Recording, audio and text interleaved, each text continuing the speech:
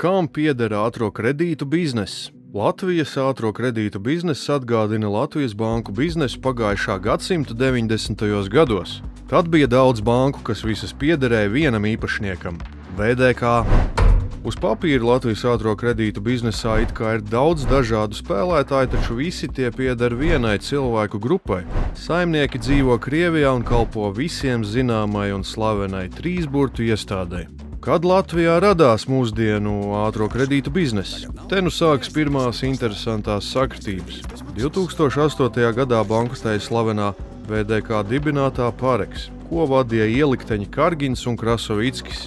Tieši tad, kā rokas mājienu, sāka parādīties lielākie Latvijas ātro kredītu uzņēmēji. Pareks īpašnieki naudu sadalīja dažādiem Latviju bāleliņiem, kuri apņēmās publiski spēlēt teātri, tas ir izlikties par šo uzņēmumu īpašniekiem. Kuri tad tie būtu? 2008. gadā dibina labi zināmas firmas SMS Kredit LV un Vivus LV. Nominālais īpašnieks ir jauns puika vārdā Aigars Kesenfelds. Līdz tam Liepājas aprindā zināms kā vietējā uzņēmēja Ivara Kesenfelda dēls. Izseni zināms, ka Kesenfelda ģimene un dažādas apšaubāmas reputācijas Krievijas uzņēmējs vieno ciešas saites. Ātro kredītu bizness iet no rokas un izveidojas ātro kredītu lielu uzņēmums For Finance, ko vēlāk pārdot Krievu oligarham Boiko. Viņš kopš 80. strādā VDK. Kā redzams, uzņēmumu vienkārši atgriež tā patieso īpašnieku rokās. Kesenfelds un draugi saņem uzdevumu ātro kredītu biznesu attīstīt. Rodas Mogo, Mintos, SeFinance, Delfin Group, Latkredit LV. Daudz dažādu zemu līmeņu izpildītāju, bet galā patiesais labumu guvējs ir Kesenfelds. Aiz Kesenfelda sēž cita līmeņa personāža ar daudz draudzīgākiem uzplačiem. Par to arī turpinājumā. 2008. gadā Pareks nogrimst. Bankas līdzīpašnieka Viktora Krasovicka dēls Georgijs Krasovickis dibina uzņēmumu Via SMS Group. Tas ātri attīstās arī ārpus Latvijas. Georgijs Krasovickis kļūst par partneri un līdzīpašnieku citos ar ātro kreditēšanu saistītos uzņēmumos. Nevar nepieminēt vēl vienu Latvijas tirgus atslēgas spēlētāju. Viņa vārdā dibināja uzņēmumus, kuros iepludināja Pareks bankas svarīgo aktīvu finanses.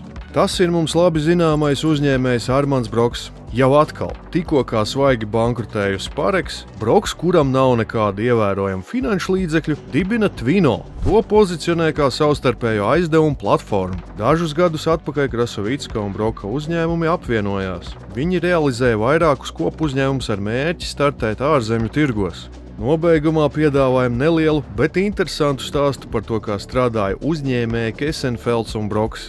2015. gadā Kesenfeldam piederošā Maltas kompānija ABS Holding Limited izsniedza 100 000 eiro aizdevumu ārzonas firmai Kesbro Finance Corporation. Tā reģistrēta Maršala salās. Kesbro izveidoja finanšu schēmu, ar kā palīdzību daudzi tika apkrāpti. Zem zīmola tika radīts produkts OptiTrade 24, kas pieteica sevi kā investīciju platformu. Neilgu laiku pēc dibināšanas platformai radās problēmas izmaksāt klientiem to uzkrātos laimestus, un kompānija izgaisa ar visu cilvēku ieguldīto naudu. Uzņēmumam tika sadzītas pēdas. Kompānijas adrese izrādījās Mūkuselas iela 41, kur atrodas arī Armanda Broka uzņēmums OC Finance. Pazīmes liecināja, ka tas pārvaldīja arī Kesbro, bet visi gali ūdenī un izmeklēšana netika veikta. Kāda interesanta detaļa. Uzņēmuma nosaukums veidots no abu uzņēmēju Kesenfelda un Broka uzvārdu pirmajiem 3 burtiem. Tā, protams, ir tikai sakritība. Patiesībā Latvijas ātro kredītu bizness ir daudz netīrāks nekā to iedomājāmies. Publiskās sejas ir Kesenfelds un Broks, bet aiz viņiem stāv labi zināmie, nedaudz aizmirstie Pareks bankas tēvi Krasovickis un Kargins. Bet aiz šiem kungiem stāv drūmi kungi no Lubjankas, kur atrodas FSB kantoris. Kas patiesībā valda pār Latvijas finanšu un biznesa vidi? Patiesību ir iespējams noskaidrot, bet diez vai to vēlamies dzirdēt.